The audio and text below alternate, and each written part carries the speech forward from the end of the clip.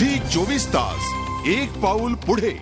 आपण चर्चा करतोय वादाची नवी जात कुळी आणि ब्रेकच्या पूर्वी आपण तिघांची बाजू ऐकली आहे। मला जायचं अशोक बागवे यांच्याकडे। कविवर अशोक बागवे, मला सांगा, तुम्हीही प्रचार पत्रक काढलेलं आहे, बरोबर आहे? त्याच्यात काय असं वादग्रस्त किंवा असं काही आहे का? उदयराव, तुम्ही असं म्हणालात की महाराष्ट्र ही वादाची भूमी आहे. मला वाटतं साहित्य ही संवादाची भूमिका आहे. वाह. आणि त्यामुळे माझं संवादपत्र आहे, ते वादपत्र नाहीये. मी काय केलं आहे आत्तापर्यंत साहित्याची सेवा, त्याचे मागे जोडलेलं आहे आणि पुढे मी काय करणार आहे ते लिहिलेलं आहे. साहित्यामध्ये आता जातीयवाद आलाय, यापूर्वी होता? जातीयवाद नाहीच आहे, कारण आमच्या आद्य कवींनी असं सांगून ठेवलेलं आहे. आद्य कवी संत ज्ञानेश्वर माऊलींनी असं म्हटलेलं आहे की कुळ जाती वर्ण अवघेची अकारण. त्या भाषेत आम्ही जन्माला आलेलो आहोत.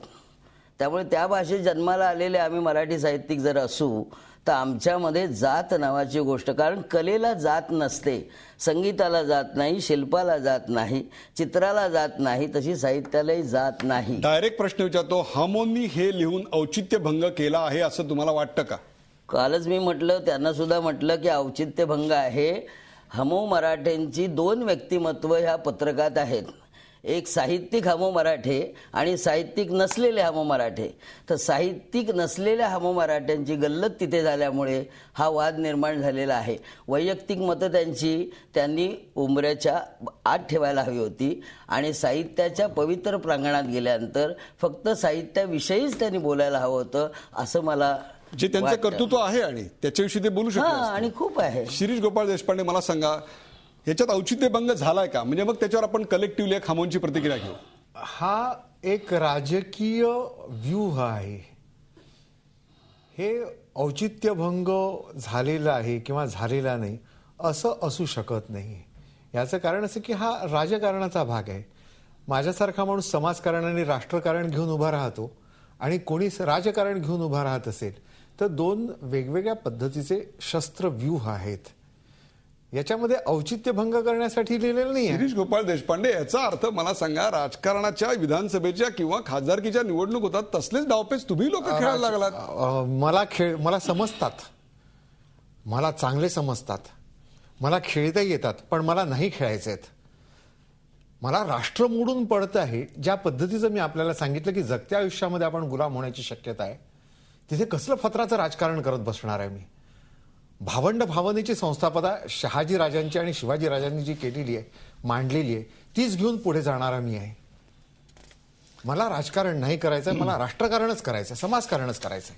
प्रवीण गायकवाड, मला सांगा की अशा प्रकारचे वाद टाळण्याकरता म्हणून संभाजी ब्रिगेडनी प्रयत्न केला असं चित्र समोर येईल का कधी? सगळ्यात पहिली गोष्ट मला स्पष्ट करायची की गेली 2 महिन्यापूर्वी माझ्याकडे पत्रक आलं. आम्ही याच्यात कुठल्याही वादात पडलो नव्हतो. 2 दिवसापूर्वी हमनची पत्रकार परिषद झाली आणि त्यातनं हा वाद जो आहे तो साहित्यिकाकडून सार्वजनिक झाला आणि हमननी एक चांगली भूमिका मांडली की मी ब्राह्मण्य मानत नाही. आता आमचं जाहीर आव्हान आहे, आता तुम्ही अध्यक्ष व्हा आणि अध्यक्ष झाल्यानंतर जी ग्रंथ दिंडी निघती त्याच्याऐवजी तुम्ही ब्राह्मण्य मानत नाही असं म्हणता. म्हणून माझी विनंती आहे त्यांना की जे ब्राह्मणी धर्मग्रंथ आहेत, ज्याच्यामध्ये आमच्या स्त्रियांची बदनामी झालेली आहे, वर्ण व्यवस्था निर्माण झालेली आहे, जाती व्यवस्था निर्माण झालेली आहे, आमची बदनामी झालेली आहे, त्यांना पहिल्यांदा त्या साहित्य संमेलनामध्ये जाळा आणि ही भूमिका महात्मा फुले, बाबासाहेब आंबेडकर आणि शाहू महाराजांची आहे. मग खऱ्या अर्थाने तुम्ही ब्राह्मण्य मानत नाही असं मी मानेल. आता तुम्ही जेवढी पुस्तकं लिहिलेली आहे ती सगळी पुस्तकं ब्राह्मणी श्रेष्ठत्व सिद्ध करण्यासाठी लिहिलेली आहे आणि ब्राह्मणांनी काय करावं हे उपदेश त्यांनी या पुस्तकांमधनं केलेले. हे सगळी पुस्तकं आज मी वाचलेली आहे आणि याचा एक चांगला व्यवसाय आहे. आपण म्हणत असाल की कदाचित हे एक दुसरे हम कळाले असतील, पण हमननी त्याच्यातली व्यावसायिकता पाहिलेली आहे आणि ह्या व्यावसायिकतेच्या माध्यमातून ह्या पुस्तकांचा प्रचंड खर्च झालेला आहे. आम्ही फक्त वादासाठी जन्मलो असं नाहीये. मला ही गोष्ट स्पष्ट करायची. बरोबर आहे, तुम्ही वादासाठी जन्मलेला नाही. आपण प्रवीणजी, आपण थोडा हमोंशी संवाद पत्रकामध्ये म्हणतात, बरोबर आहे, आपण थोडा हमोंशी संवाद करूया.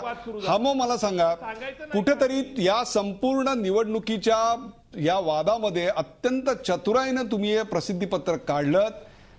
त्या प्रसिद्धी पत्रकाला प्रसिद्धी मिळेल अशा स्वरूपाची तुम्ही एक योजना केली, ज्यातून साहित्य बाह्य गोष्टी पहिल्यांदाच साहित्यामध्ये येतील, किंवा ज्या पूर्वी दबक्या आवाजात बोलल्या जात होत्या त्या उघडपणे येतील, अशा प्रकारचा तुमचा डाव होता का?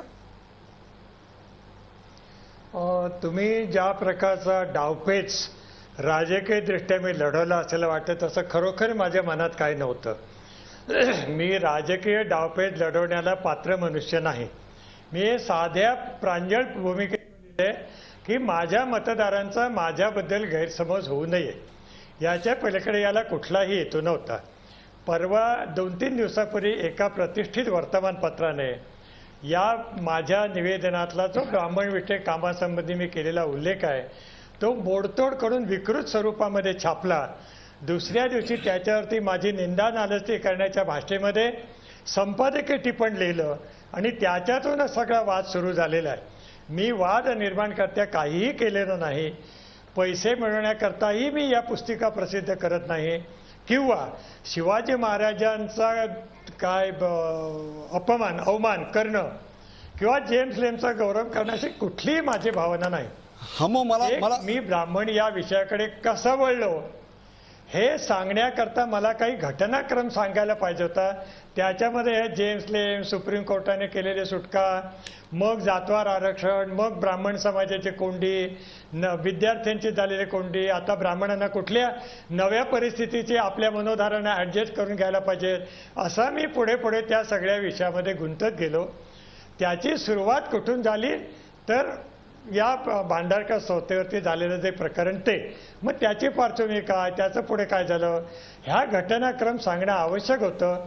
याच्यामध्ये जातीचा वापर करणं मला अजिबात अभिप्रेत नव्हतं. मी तुम्हाला डायरेक्ट प्रश्न वापर केलेला नाही. आपल्या या सेगमेंटची वेळ संपते, नंतर मला प्रवीण गायकवाड यांच्याकडे पुढच्या सेगमेंटमध्ये जायचं आहे, पण तुम्हाला मी ब्रेकवर जाण्यापूर्वी डायरेक्ट प्रश्न विचारतो.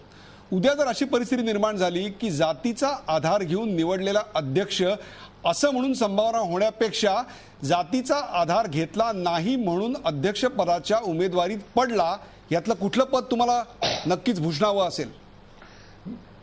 मी मुळी जातीचा आधार घेतलेलाच नाहीये.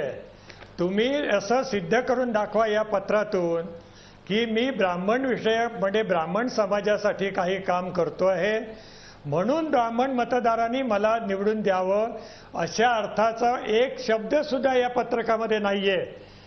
मग जर असं नसेल तर मी जातीचा वापर करून निवडणूक लढवतोय, राजकारण करतोय, माझ्याबद्दल सहानुभूती निर्माण करायचा प्रयत्न करतोय, हे सगळ्या कल्पनाविलास आहे सर. हे न लिहिता सुद्धा तुम्हाला शब्दात काहीही निघत नाही. मराठे, हे सगळं न लिहिता सुद्धा तुम्हाला पत्र काढता आलं असतं ना? ते गैरसमज माझ्या संबंधी झाले तर ना, ते टाळण्याकरता म्हणून तरी लिहिलं मी. बर, आपण ही चर्चा अशीच घेत नाही. उरलेल्या 2 अध्यक्षपदाच्या उमेदवारांकडे आपण पाहतात. झी 24 तास वादाची नवी जात कुळी 86व्या मराठी अखिल भारतीय मराठी साहित्य संमेलनाच्या अध्यक्षपदाचा वाद रंगत चाललाय, तो आपण पाहतात. त्याच्यावरची चर्चा कुठेही जाऊ नका, पाहत राहा झी 24 तास वादाची नवी जात कुळी. झी 24 तास, एक पाऊल पुढे.